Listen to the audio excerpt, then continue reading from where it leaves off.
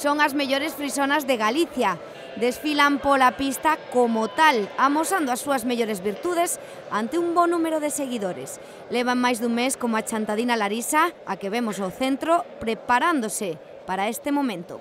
A preparación suele empezar na casa, xa, pues, con moito tempo antes, sepáranse do resto, levase unha alimentación específica a cada unha, pues, ao estado de lactación que teñan e todo iso, e pues, pélanse, lávanse, dómanse, e todo eso para que ao chegar aquí pues, non sufran estrés, estén ben adaptadas ao que se van a topar aquí. Vamos. Máis de 100 reses deron boa mostra do nivelazo que se puide ver na 28ª edición do concurso de gando frisón da Moexmo, o único da provincia de Lugo e dos poucos de Galicia. A provincia de Lugo ahora mismo ten o 20% das vacas de todo España.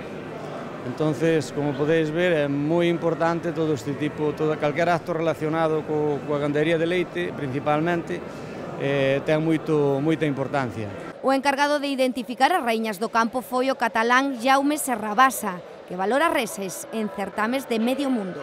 Se busca la productividad de la vaca, pero también se busca lo que puede ayudar a esta productividad. O sea, la morfología es claramente influyente a la hora de producir y durante mucho tiempo.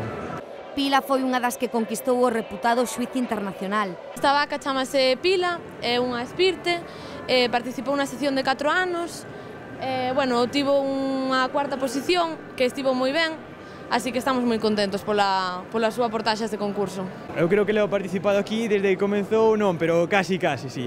E, bueno, pues, están moitos animais, pero, bueno, por tema dos precios do leite, tal como están as cousas, pero é un bon concurso porque aquí, por lo menos, paganse a estancia, anche de comer e todo, e reduces un pouco de gastos e a organización espectacular. O éxito da feira de mostras de Moimenta, que cumpre 30 anos, débese ao traballo deste grupo de veciños. Que veña alguén que non conoces de nada, que non é do pueblo, que non... E dice, que bonito é isto, que bon traballo fixestes. E iso é o que che dá ganas de seguir para diante e seguir traballando. A Moexmo é tamén unha boa oportunidade de adquirir as últimas tendencias tecnolóxicas do sector, como a este robot de ordeño.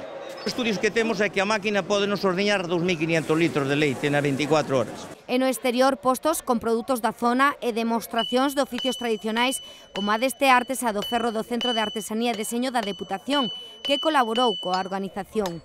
Animaron o visitante os 3 días de feira.